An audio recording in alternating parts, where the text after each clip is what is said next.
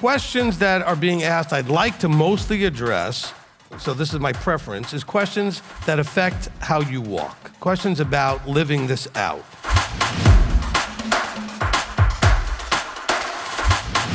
What he's always told me is, tell them that if they're doing what they're supposed to be doing, they'll be where they're supposed to be. But you need a teacher to teach you what it is you need to be doing.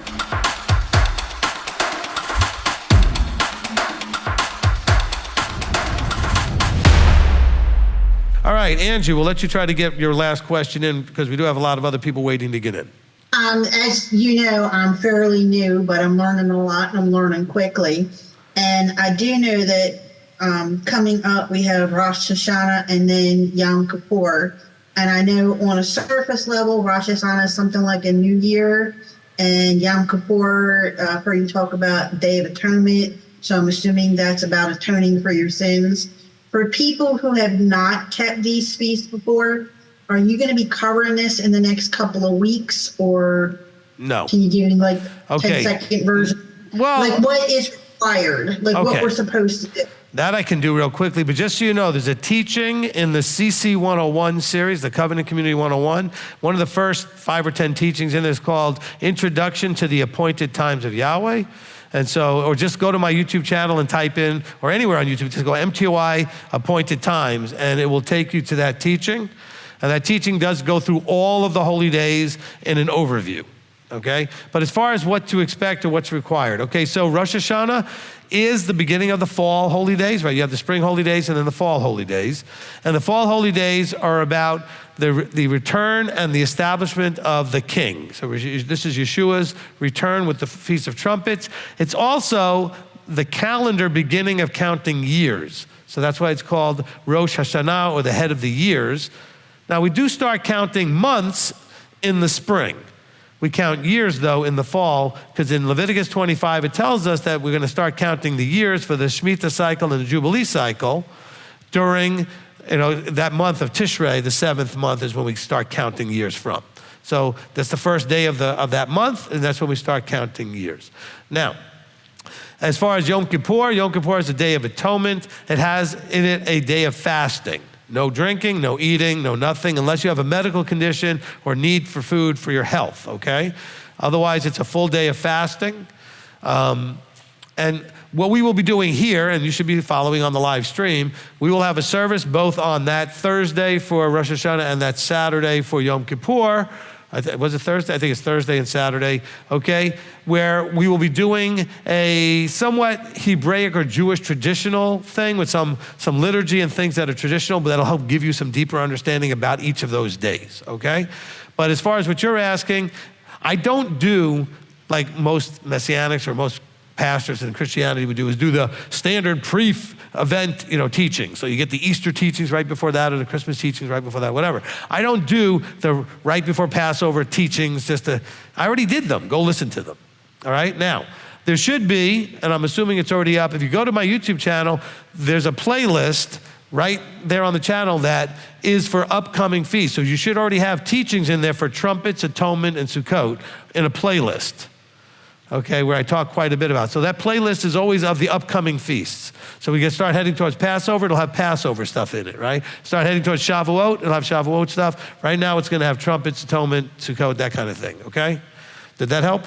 Yes, a lot. And then I have one more really quick question. All right. The Parsha schedule that you can print off of the MTOI website, does that cover the whole Bible every year, or does it just cover like the most of it? No. Okay, so the Parsha schedule, the Jewish tradition is to cover the first 5 books, Genesis through Deuteronomy, in a 1-year cycle.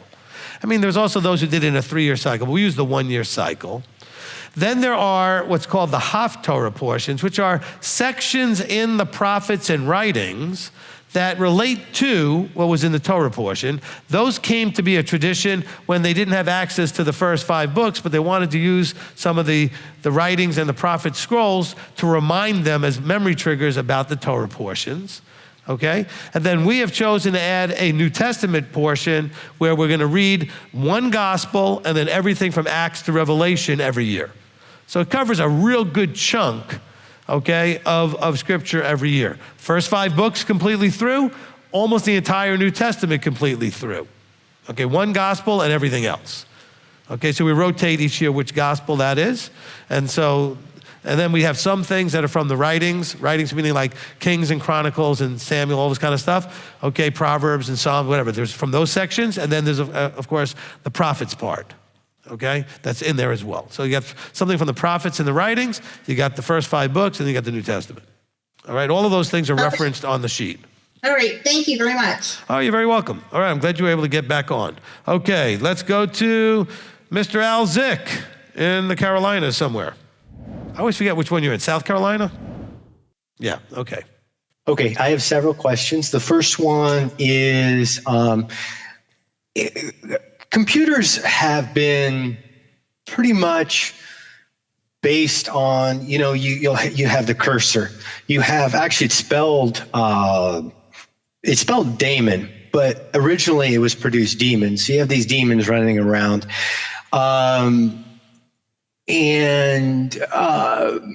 I wish I could give other examples. My point is that everything, I should say everything, but a lot of the terminology, especially the old terminology, is based on, a lot of, occultic things. Is that a problem for us? No, look, we're in a world that people do attach in language to describe things, whatever their background and where that comes from. Look, we have our calendar, moon day, Sunday, then we've got ones that come from other, pagan things like Thor's day, all right, Freya's day, Friday. So, these are just things that where they may have come from as far as labeling, it originally doesn't make it a pagan observance to use the name of it. So if you're using, look, I use a mouse, it doesn't mean that it's a mouse. But someone looked at it, when the shape of it with the wire coming out of it, it kind of looked like a mouse. Okay, so I'm not gonna worry about the labeling of things that's there. I'm gonna worry about much more the functional parts of it. So even operating systems that really embrace this is not an issue then. Like BSD. BSD grew out of AT&T Plan 9, which pretty much everything grew out of. But their mascot is Beastie, and they've embraced all of this. Root is the devil himself. I don't know what else, other examples I could give you. I understand what you're saying. Okay, look, the pagan terms are going to be in almost anything. Maybe the best way to get you to stop drinking Starbucks is to realize it's a pagan symbol they used for the Starbucks, okay? I'm just saying it's everywhere because that's the world we live in, okay? The problem is, are you functionally participating in something, all right? And I'm gonna say that probably not for most of it. Certainly if you even are for anything that is actually that way, you're doing it completely unaware of what you're doing. Most of us don't know all the terms and the operating systems and everything else that is going on out there. Okay, but we are living in a world that generally is not his, right? We do the peace in the world, not his teaching. This is not his world. He's allowed it to go into what it is. And we are in dispersion, and it is a mess, and it's a mess that's not really how he originally intended it, and it's certainly not the way he's going to restore it to when he does do the restoring it to what he wants to put it, right? Does that help, Al? Right. Yeah, that definitely helps. And the reason I'm asking is I was going to say I have my own operating system, but I don't. It's more like I have more of a distro. And, of course, their mascot is recurrently, it's a spear with 2 horns. And so it's really pretty mild. I just don't know if I should have that on my website or not, or if it even matters, I guess, is really what it comes down to. So, but that's why I was asking. So, look, my experience is that in our rebellious nature, in our wanting to just lash out nature, take some of the stronger symbology in a lot of rock and roll, for example, right? I would probably venture to guess that most weren't active Satanists or anything, but they like to do this provoking by using these very pagan symbology in their songs and in their languages and everything, more to provoke everybody to be on the fringe out there, whatever, than they tend to be actively trying to do something, okay? And so, so I'm not saying that none of them are really a problem. I'm just saying I think a lot of people are just doing because they're trying to provoke a reaction, all right? Or they think it's cool or some other thing, and they don't even know what they're playing with, right? So, yes, I'm not gonna worry about that as much. I'm gonna worry about me and making sure that my focus is not distracted from him and that what I'm doing is not dishonoring or disrespectful to him, all right? But we're in a world that's overflowing every aspect of it with junk and paganism and everything else. Right, absolutely. I did want to ask another question, and I'm not sure how to ask this question, but, I guess what it comes down to, if people has told us, that because of things that are going on, that the land we live on or the area we live in is cursed. And, I see that as a very Christian, charismatic way of looking at it. I don't know. I think I'm going to wake up one day and I'll be running around the property praying. But I'm not sure that I see that in Scripture. I see where Yahweh stopped, someone from cursing the children of Israel, but I don't see, well, I actually see him cursing land, but I don't see where other people were able to really do what people are saying.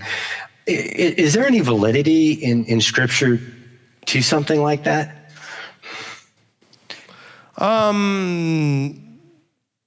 don't know. I mean, just rephrase it one more time just to kind of make your point more clear. Well, I guess, I guess you could say it's bad luck is what I'm saying, and it could be just, that time and chance happens to everybody. Yes.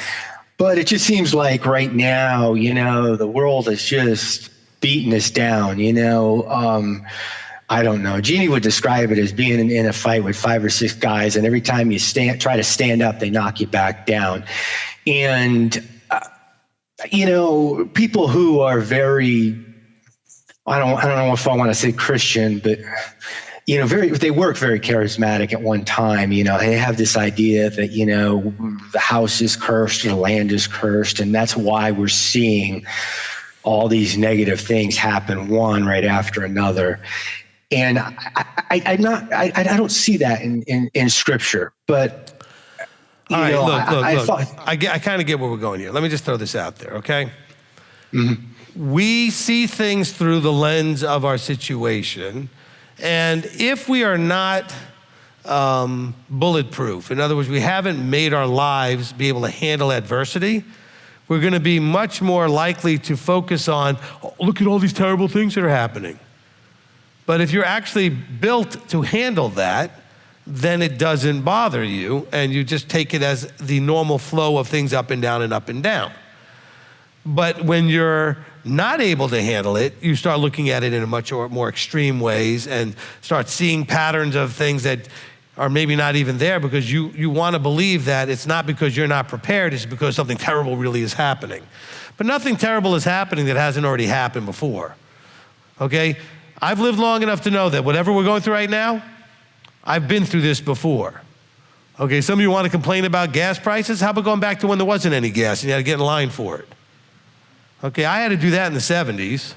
See, but you guys are all thinking, well, but it's so expensive. Yeah, well, it wasn't expensive back then, but you couldn't get any. You'd run out of gas in line to get gas.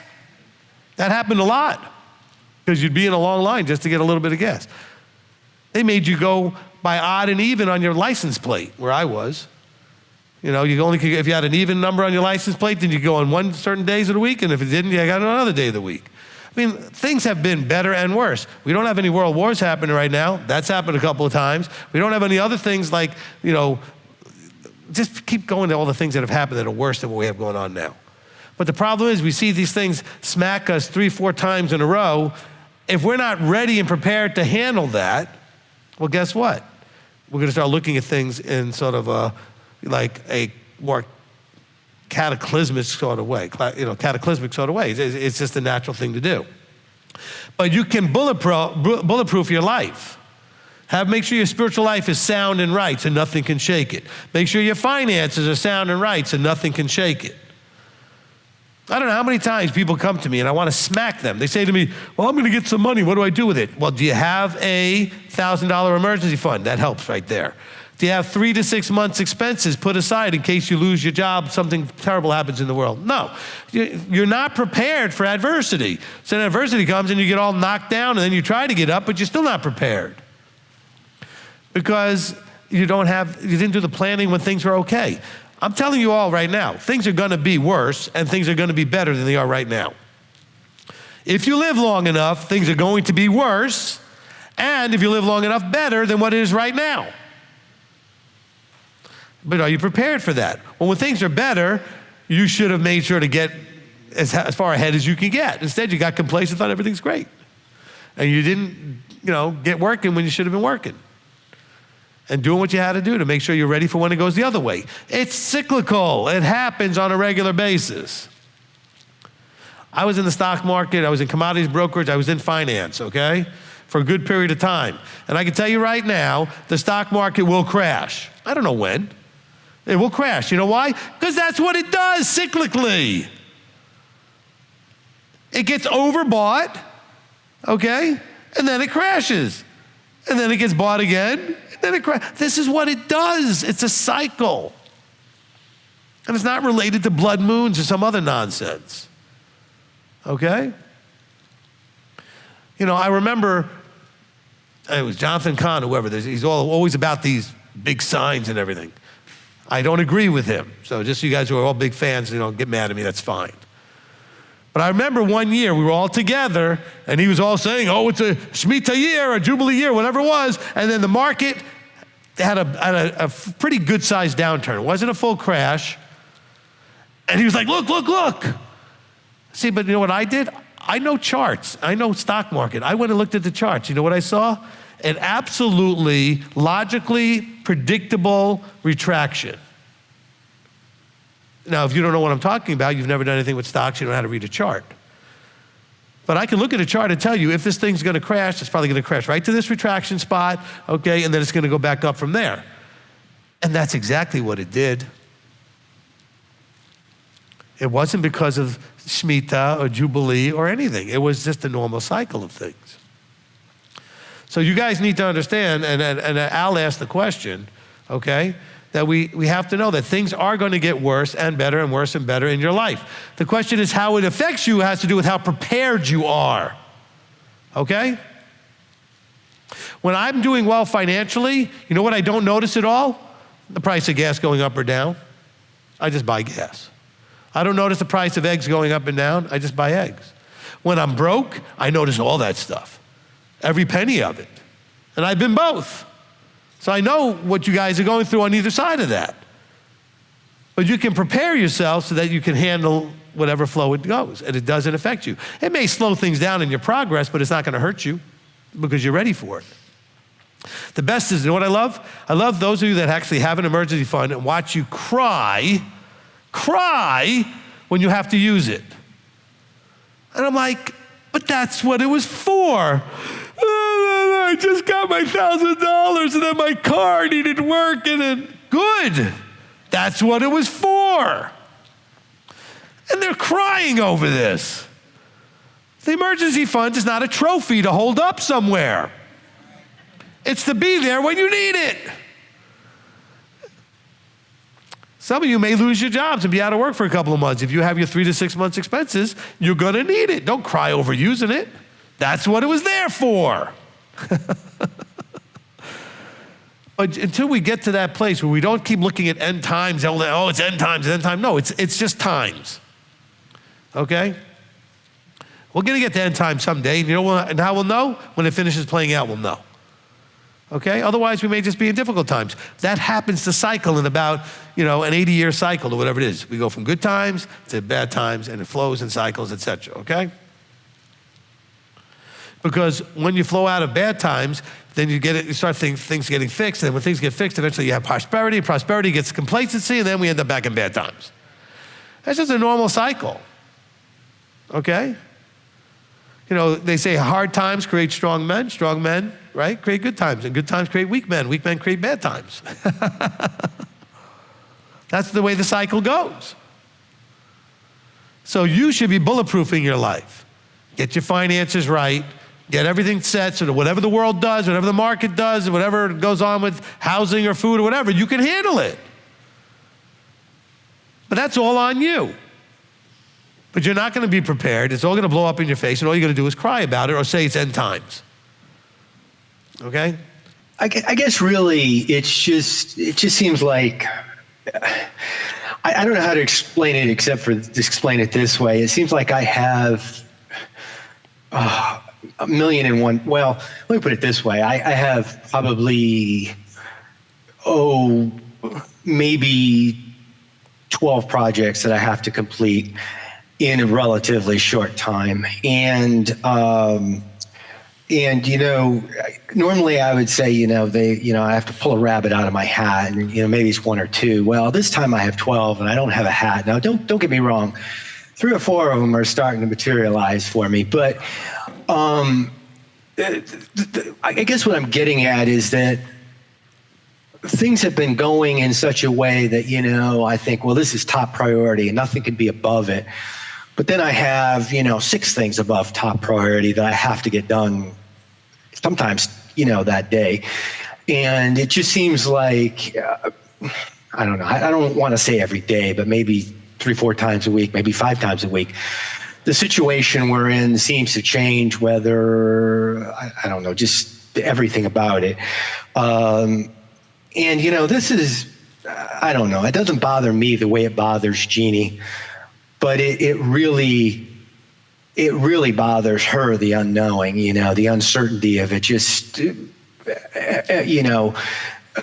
well, for example, we don't know if we're buying this house or if, he's going to sell it to someone else, or if he's not going to sell it at all, or if he's going to raise our rent or whatever, because that seems to change. All right, hold on. By the moment. Right, hold on. Okay, so, and I know Jeannie's watching, so I'll talk to her as well. Look, Al, your job as the husband is to say, we don't know for sure. Even if we thought we knew for sure about things, we really don't know. But your job is to assure her that you'll be fine.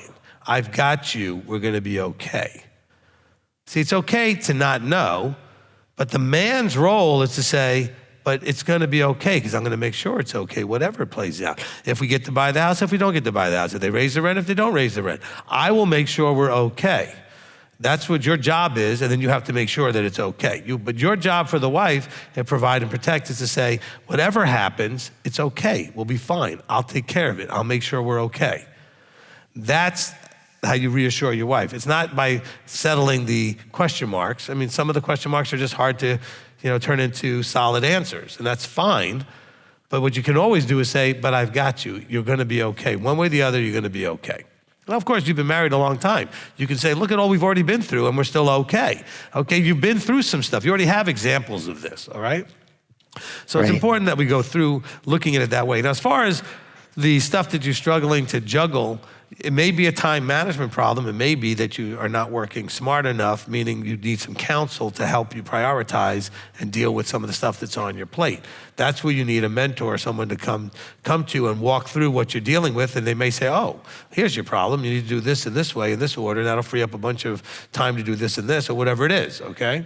Right. And I don't know, I've thought about, well, honestly, I try to limit myself to a 108-hour week, okay? And, well, the reason being is I was actually working 126 hours. I was working 7 days a week at the time. I wasn't on this walk, but things were going well. Then when I was working, 142, 143, yes, I know there's 168 hours in a week. Right. Wait, let me interrupt you. Hold on. Let me interrupt you. You've already got a false premise. Okay, your false premise is you were working 126 hours a week and you were doing well. No, you were not doing well, because that's not healthy, that's not working smart, that's working really hard. You had more money, and things were coming in and getting done, but that's not doing well. If you have to work that much to make things work, then you're doing something wrong. Do you understand what I'm saying? Okay. I mean, I have no problem with an 80-hour week, but you start pushing beyond that, you're doing something wrong. Or if you're doing it more than just a short term to get the money to do something smarter so you don't have to work so much. You do want to be productive and work. But if you can't make things work without working more than 80, so you're not doing something that's right. You got something that's not, you know what I'm saying? It's not lined up right. So when you say, I worked 126 and I was doing well, oh, well, you had more money coming in, but you weren't doing well because you're working 126 hours a week. Right. Well, I mean, that's only an 18-hour day. An 18-hour day really, for me, you isn't that shouldn't bad. have to do that, okay? You should have, 8 hours of primary work and then maybe 8 hours of side hustle building to the point where you can bring that down eventually. But you shouldn't need to work 18-hour days extensively. I don't have a problem with you doing that because you've got an idea and it's gonna work and you put it in so that you can then free up your time. But working lots of hours should be for the point of freeing up your time. Okay, you're investing. I'm gonna go and kill myself hard for a while so I don't have to kill myself hard later, okay? See, I work a lot of hours. I don't need to, which is a pressure that's gone. I work as much as I want to. Does that make sense? Okay, but you were working because you needed to. And convince yourself that that's healthy and okay. It's not over a long time. All right? Okay. Well, I mean,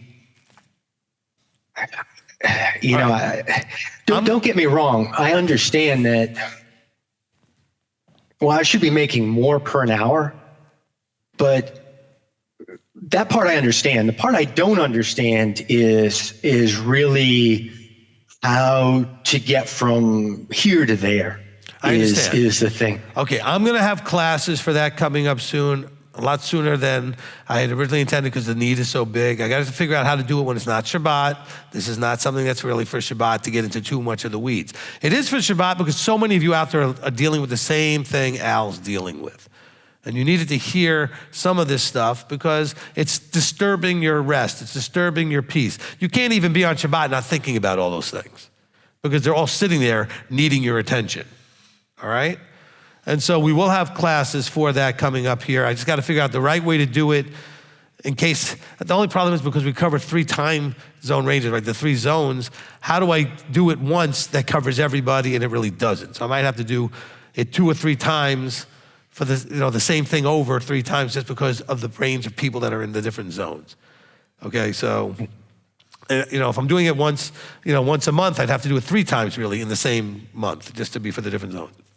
I'm not just gonna record it, I want people to interact with me, right? I mean, I will record it, that's not the point. But the point is, I want you to be in the class so you can ask questions like this. And then I can answer the question. I'll have a good marker board and I'll be able to mark it up and show you, this is how you go from where you are to where you wanna go, right? And we'll go through all that. So why don't we just leave it at that, Al, so I can go to some other questions here. We got people. Oh, yeah, absolutely. I'm sorry that it came down to this. It's just, it seemed to tie in with what we were talking about. No, it did, and it was great. At this point, I think that's as far as we can go with that, and I've got people waiting. So just, we'll talk some more, and if you need to talk to me, we've talked many times. So you can always set up an appointment, you know how to do it, and we can always talk, all right? Okay, well, thank you very much, Rabbi. No problem. I really do appreciate you. I do appreciate you too, and say hey to Jeannie for us. I will. All right. Okay, let's bring up Annabelle in Odessa. Hey, people got excited about you being on there. Hi, Rabbi. How are you? I'm good. I wanted, it's kind of like a comment type, question type, but I wanted to tell you, I thank you so much for everything that you do because, I don't usually call a lot over there. Because a lot of my answers are answered through your teachings, and that's why you hardly ever hear me calling anymore. I thought it was because we blocked your number. Well, it could be that too, because I'm I kidding. get- I'm kidding. I'm kidding. I know. I'm kidding. I was reading the other day when I was sitting down, and I was reading Jeremiah 7, and it's where 3 through 12, 7 3 through 12 is, and it kind of hit me because it's not only it's not only the like Christianity, but also in this walk, I've seen a lot of people, and I don't understand why, but a lot of people, and I guess it's just the red in me where I sit there and say, I can't believe you're under this teaching and you're not getting it. But that's probably just my red getting in there. But it says in chapter 7, and it talks about where, the people, when we go all the way down to verse 8, where he says, see, you are trusting in false words, which do not profit. You're stealing, murdering, and committing adultery, and swearing falsely, and burning incense to Baal, and walking after other mighty ones. And then, he goes down and he says, right here in verse 10, where he says, and you came and stood before me in this house, which I called by my name, and said, we have been delivered in order to do all these abominations. Could I put that together with what's happening out here right now, where people claim to be delivered or saved, right? And they're able to do whatever they want to do. Could that also be part of that? Like, Yeah. are we being like those Israelites?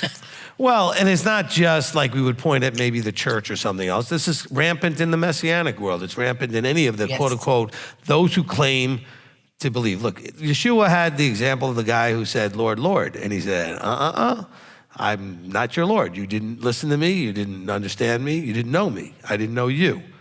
Okay? So these are people that counted on a twisted or false understanding, right? They trusted in false words, only to find out that they were false words. Okay? So you see this happening here with Jeremiah. You see this happening in Yeshua's comments about the person who said, Lord, Lord, we did all these things in your name. And he says, but you were doing lawlessness. You were breaking the commandments. You were not doing what I wanted you to do. So we need to take that seriously. So it's not just a point that, say this group or that group or whatever. It's in the body, or those who think they're in the body anyway. Because listen to what it says here. They believe we've been delivered, and that belief, they need to believe that in order to do abominations. In other words, we're delivered so we could just do whatever we want, or we're delivered so it's okay to do this, or we use phrases like, well, God knows my heart, which is almost always said when you're doing something you already know you shouldn't do, okay? I don't think I've ever heard anybody use that line doing something they should do. And so they use that as a false sort of understanding to justify doing something they shouldn't do. Okay, Annabelle, what else? And by reading this, he talks about, but go now to my place at Shiloh, where I set my name at the first, and see what I did do to it because of the evil of my people Israel. And so that brought me to thinking, okay, so what really happened in Shiloh? But at the same time, I went over here and found in Jeremiah 26. And to me, I think this is you in Jeremiah 26:2 to where I think you stand in my heart.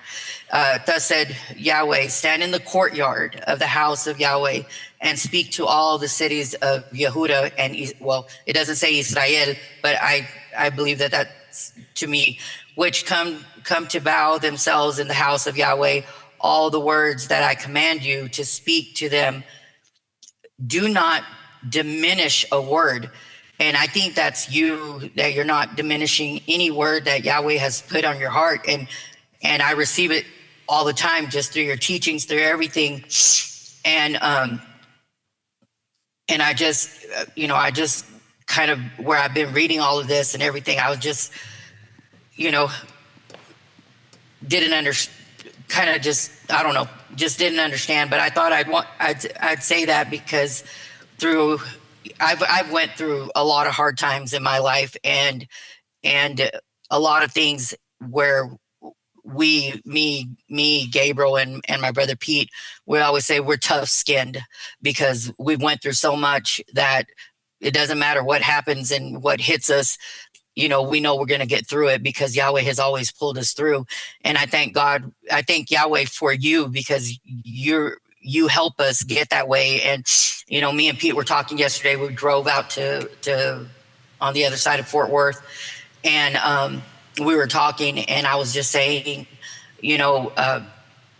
how we used to be so into end times before, and now, it's not about end times. It's about changing ourselves to be better. And he pointed out a video about the eagle breaking its beak in order to live another 30 years. And so I was like, yeah, that's us. We have to change us. We have to look at ourselves. And during the zone meeting, you mentioned about, when you're counseling people and you're not able to see what's wrong with you, you have to actually look at yourself to see as if you were counseling somebody else. But I just wanted to say thank you very much for everything that Yahweh has placed in your life and has blessed us with you. Amen. I appreciate that, Annabelle, very much. And by the way, the reason it says the cities of Yehuda in verse 2 of chapter 26 is because Jeremiah is dealing with Judah after the northern tribes have already been taken away. So this is pre-Babylon coming to get the south, right?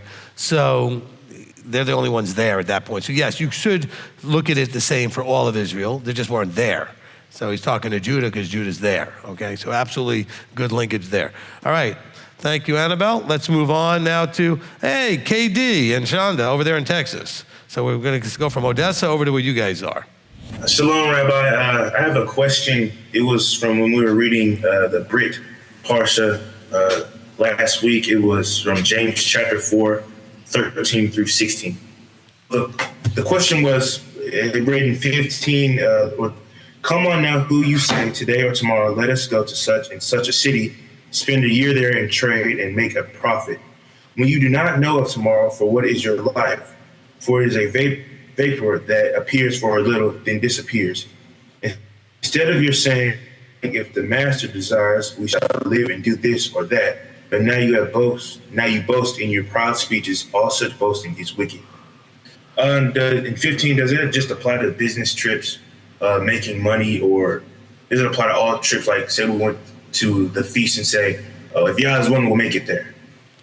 No, I think the point he's trying to make there is if we are just focusing in a secular way, hey, I'm going to go to this town and I'm going to do this thing and I'm going to do all of that, and it's just focusing on me. And he's saying, wait a minute, but you don't know, how much time we have. You don't know what's going on. You don't know how much time you have. So he's trying to keep their focus correctly. Remember, this just comes after earlier in the chapter about humbling yourselves in the sight of the master and he shall lift you up. Okay, so it's a relational thing. So then when he comes to, come now, you who say today or tomorrow, let's go do this and that and the other thing, I think he's thinking some of these people are forgetting that they're still in a vertical relationship. It has to be in that perspective. So he's trying to bring it back to that in verse 15 by saying, well, if the master desires, because he may want me to do something else. Say, this is what I'd like to do, and we'll go see how that goes. I've got lots of things I go to do, and I'll see how it goes. And if the master desires, then it will go well more often than not. If the master doesn't desire, it's going to go poorly more often than not. When I say more often than not, because it may go well and the master doesn't care and has nothing to do with it. It may go poorly and the master didn't care anything about it either way. What I'm just saying is more often than not, it'll go well or poorly based on whether it's a desire, but I should have the mindset about his desire or not. Okay? Does that help, KD? Yes, thank you. All right. Awesome. Let's go to, oh wait, Shonda, you got a question? All right, Shabbat Shalom. All right, Shabbat Shalom. I did. So my question is from Deuteronomy 11 and verse 27. It says, the blessings when you obey the commands of Yahweh, your Elohim, which I command you today. Right. So I live in Texas, in the South. And so a lot of times it's bless your heart and have a blessed birthday. And my brother was like saying he was blessed by God because when he was doing criminal activities, he didn't get the jail time that he deserved. So when people use blessings, like how should we respond to that or not respond to it, or just know there's two different guys they're talking about? Yeah, responding isn't probably going to do very much good. Okay, you know the difference of what's going on. People say the strangest things, right? I mean, they say the things that just don't make any sense because they're going to use some sort of linkage that I got away with it, so God must have intervened. I got away with it, so that was, God blessed it in some way. All right, which is completely ridiculous. But telling them that isn't going to get you anywhere. So, for the most part, I would stay out of it. If they said that in front of me, I might laugh because I won't be able to control myself. Well, I was doing drugs and I never got caught, so God blessed me. I mean, I would just, okay. Are you still on the drugs? That's what I want to know. Okay, because your thinking is way off. But there's nothing to really be accomplished by that conversation. All right, let's go to, is it Nada, Sordo, in Brooklyn? Yeah, it's Nada. Okay, Nada. Okay, so you're in Brooklyn? Yes, I am. All right, go Brooklyn. Hey, we could talk, okay? I mean, you're in Brooklyn, we can talk. Of course. So what's the matter for you? So I recently got diagnosed with OCD and major depressive disorder. Now, my family keeps telling me this is like a spiritual thing that I need to overcome, but I was dealing with intrusive thoughts for months and the depression, like severe depression and severe anxiety. And it was just something I couldn't overcome on my own. And no matter how much I prayed, no matter how much I read the scriptures, I couldn't overcome it. Right. So I just accept the diagnosis. I accept the diagnosis. I accept the fact that I'm going to have to take medication because that's what makes me feel okay right now, and the group therapy that I'm receiving. So I'm just interested in hearing your opinion about it. All right, so first of all, let's deal with the geniuses that like to say things in your life, okay? Let's be careful. Okay, if I'm feeling sick, I'm not feeling healthy, something's going on, like you were having a challenge with depression, I'm gonna probably go to someone who's an expert, not my family members that are not, to get guidance. So if my family members are gonna just unprofessionally, with no qualification whatsoever, tell me it's a spiritual thing, I'm not really gonna be too concerned with their opinion, okay? All right, look, I know almost nothing mechanically about cars. You can come to me with any problem you have with your car, and you should never listen to anything I might tell you. I probably wouldn't tell you anything because I don't know anything about cars, all right? What I'm just saying is people are way too free to share opinions about things they are absolutely 100% not qualified for. So let's first stop doing that. Now, there's two levels to that. One, don't ask them for advice when you know they're not qualified. Number two, if they freely give it, which is more likely the case, just say, I thank you very much, but I think I'd rather go talk to an expert, thank you, or something. I would just say, I appreciate your point, but no, I'm gonna go do whatever. Because there are people, unfortunately, who are so undereducated in terms of the spiritual world, the Bible, and how things work, especially in Christianity. A lot of them do end up in the Messianics because they're still thinking the same way, who want to make everything a problem that's just a spiritual problem. When no, they're actually chemical problems and health problems, other things that are not spiritual. I'm going to say the same thing that I said to somebody in one of the zone meetings, okay?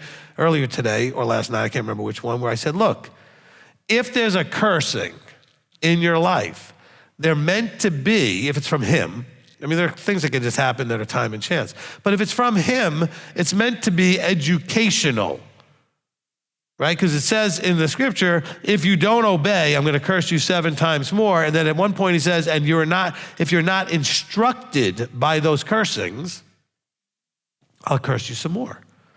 We're supposed to have a cursing that we can connect to the problem. So if you're having this psycho-emotional challenges, if there's no obvious connection to something spiritually, it's not spiritual. okay? Because he doesn't do that without giving you some way of connecting the dots so you know, oh, this is because I'm doing this, all right? Does that help? Yes. All right, good. Also, when I was because I was having images in my head, and thank Yahweh, I'm taking medication for that, so I'm better now. But my family would tell me like, "Oh, you trust in man more than you trust in Yahweh," or they would tell me like, "You're mentally weak," which probably is true that I was mentally weak. Wait. Anybody says anything, you need to look them in the eye and say, excuse me, what qualifies you to say that? Just because you're my mother, my cousin, my sister, whatever. What qualifies you to say that? Right. Because they're not. So you should stop that in its tracks as soon as it starts and say, hold on, stop. Excuse me, but you're not qualified to say that, okay? You have an opinion, that's fine. Keep your opinions to yourself. You're not qualified to share that when you don't know what you're talking about. You don't have a training in it. You don't have a background in it. You're not anointed in it. Keep your opinion to yourself. Protect yourself from that craziness, okay? Does that help? Yes, that's it. All right? Because everybody out there, and by the way, you guys, don't you do this. Don't be so free to share all your opinions with everybody when you're not qualified. Shame on you for doing that, because now you're putting that person in a very uncomfortable position, and what if you're wrong? Because you never ask that question, you just share your opinions. Well, what if you're wrong? You're not qualified, what if you're wrong? I believe you will be judged harsher for running your mouth about stuff you didn't know about, that you thought you knew about, but you only knew this much about. You're gonna be held to a higher judgment because you felt like you had to insert yourself in somebody else's life. Okay? So be careful with that. Let's go to Sean Miller. Hello, Rabbi. Thank you very much. And tell everybody where you're from. I'm South Texas. Okay. Good. We got a lot of Texans in here today. Southwest of Houston. And I wasn't going to get on here today, but I heard earlier lots of things, and it's been brought up a lot. I've been wanting to ask this for quite a while, if it was okay to do this, something I did and I don't wear until I asked you. Okay. But you mentioned it earlier today with an earlier lady about wearing tzitzit with her dress. And here's something that I have done. I bought a pack of these clips for like $4 or $5 for a pack of 20. And I attach them very easily to my tzitzit, and they will go easily on a belt loop or just a pinch of fabric. There you go. So I wanted to find out if that was okay with you, and if so, that may help that young lady earlier. No, that's fine. It's funny because the guy that I had the back and forth with, his big thing was people clipping. He didn't like that people clip their seat on. I was like, it doesn't say anything about that anywhere in Scripture, okay? So, like a clip-on tie. Now, the main thing is, if you notice, his seat were blue and white, so he's got the right colors on his seat, but he's got a clip that he uses that makes it work for him, okay? Well, I've been using the ones I bought from the M.t.o.i site and watched the video on how to make them myself. This is what I normally wear. Good. But I had these on for this conversation. All right, good. That I bought off of, so. All right, good. All right, so, if you look at mine are a little bit different because I tie them myself, but I get the string from Israel, from one of the groups that believes they're using the actual techelet as the blue, okay? I heard your teaching on that, or your talk on that in one of the afterburns, I believe. And they've gotten much more affordable over the years. I mean, they started out being almost like $85 for a set. You're paying really for the blue dye and the techelet dye, but now they've gotten down to like $45, $50 per set. So, they've really come down quite a bit. And so I wear those, and they last me, before they get too messed up, probably about a year, okay?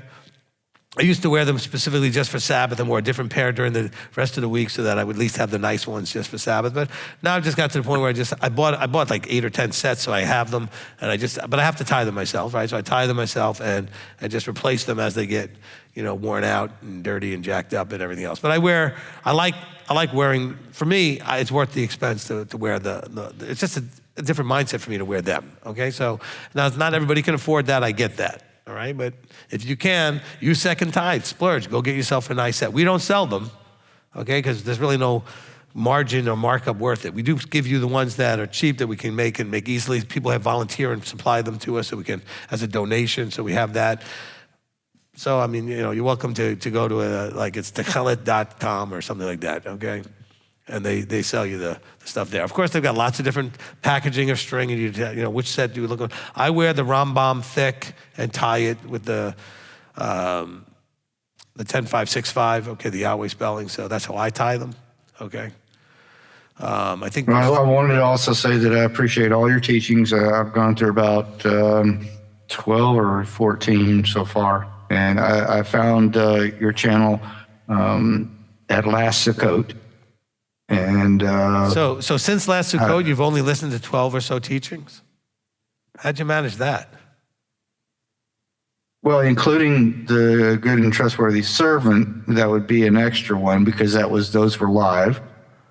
And but no, I took on the heavy ones, the 50 plus and the 60 plus. All right, so you've listened to so a lot of teachings that were bigger teachings. Okay, good.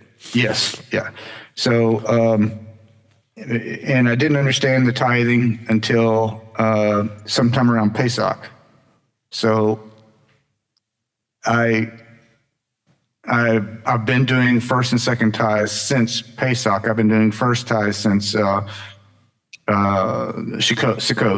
Right. But with what I've had to work with until this past month was like $1,400 a month to tithe on.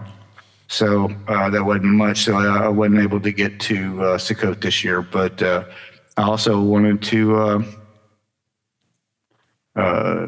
see if it was okay for me to keep my second tithe that I've built up so far so that I can make sure to be at Pesach in April.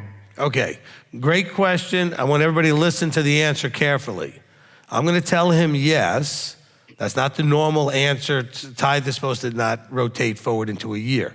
But if you are in a circumstance where you cannot afford, because your income is that low, to have enough second tithe so you can come to travel here to do that, I've given that permission to people overseas too, but you have to ask. Don't take the permission I'm giving Sean as your permission too.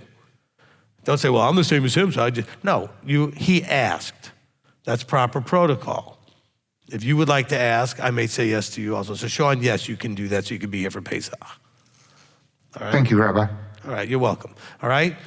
Now, the intention of the tithe is that you would have enough of it so you can come to all of the feasts and travel to Jerusalem back then, so you'd have to travel to keep those feasts. But of course, if you are not in the financial state where that's doable, well, I don't have a problem giving you permission to accumulate it so that you can get to come. Well, now I've taken over my finances, and then we'll be divorced soon. So I will have all my money to be able to tithe on, and it will be plenty to make it to Pesach, Sukkot, and whatever else comes along, or just a trip up there. Just fantastic. Just it. So. The only other comment I had to say was for the other young gentleman that was talking earlier, that was working, insane amount of hours. My distro's symbol is a lizard that they call a gecko. That's all I had to say. All right, Al will definitely get that. Okay, so let's go to Megan. So I have a long list, but if I can just even ask one or two, that would be great. Well, we got just a few minutes. We'll go ahead and ask one. We'll see how fast that goes, and we'll see if we get a second one in. Okay. So this one's time is of the essence. Since we are Sukkoting at home, unfortunately, this year, do you have any guidelines for us, other than just obviously keeping the holy days, tuning into the live streams, any do's or don'ts that we need to know about? Oh, for Sukkot? Yes. Okay. So Sukkoting at home.